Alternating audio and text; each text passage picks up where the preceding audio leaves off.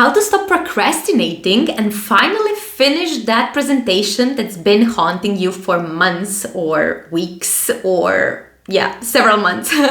So this video is inspired by a client story who was delaying preparing their thesis presentation for 4 months. And when we started working together, I asked them, why do you feel, what was holding you back? Why didn't you want to start with it? And the answer they told me was that the problem they had is with starting the presentation. They didn't know where to start from because there were so much data and so much things to think about, and they were just, okay, I cannot deal with this. So what I want to address today is something that happens to many of us, and that's this part of starting a project, starting our presentation, starting our paper, thesis, project report, or whatever it is that we are doing. Because sometimes as STEM professionals, we tend to work on many projects at the same time, and every project also has many things inside. So when we need to summarize all of that work that sometimes takes months or even years to develop, we are really kind of overwhelmed. Where do I even start from? And I feel that once you start, it becomes much easier because one thing leads to another, and you sort of get the ball rolling and it becomes much easier. But today I want to really focus on this first part. How do I go past the blank page, past the blank start, and get something there so I can really get the momentum going? So one of the strategies that I really like to use is the first draft definition. What's that? That means that the first draft only needs to exist. It doesn't have to be perfect. It doesn't have to be great, amazing, impeccable. It just needs to exist.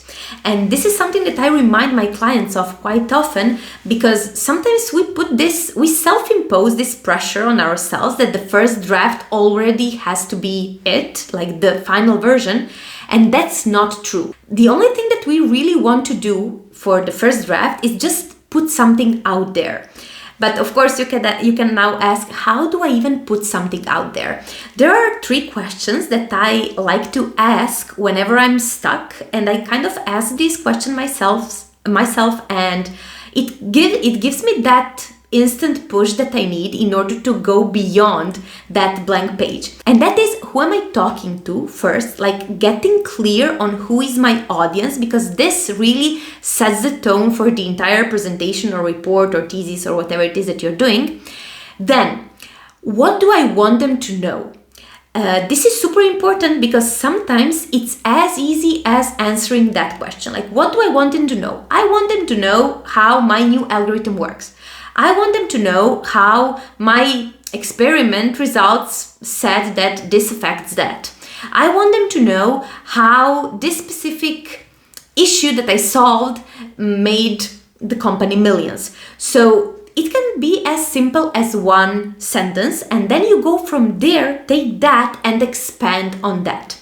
And then the third part is really focusing on what does my audience need to know to understand that point. And this is the part in which you're going to explain the background, the context, the research gap if you are in research, and so on. So just by answering those 3 basic questions, it really removes that cognitive load that you have when you're facing that blank page or blank slide.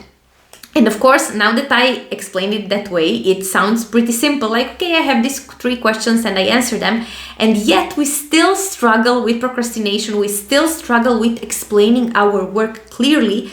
And that's because we don't apply all of that. So we know those things in theory, but we lack the application.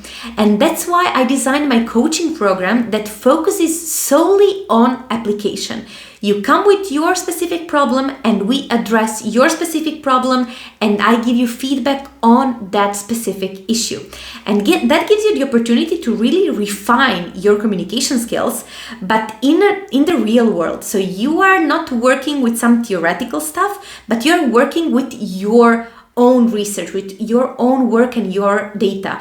So if you would be interested in something like that and you feel like, yeah, I need this hands-on approach when addressing my communication skills, I will leave a link for a free discovery call here in the description, and we can chat about your specific issue and whether you would be a good fit for my program.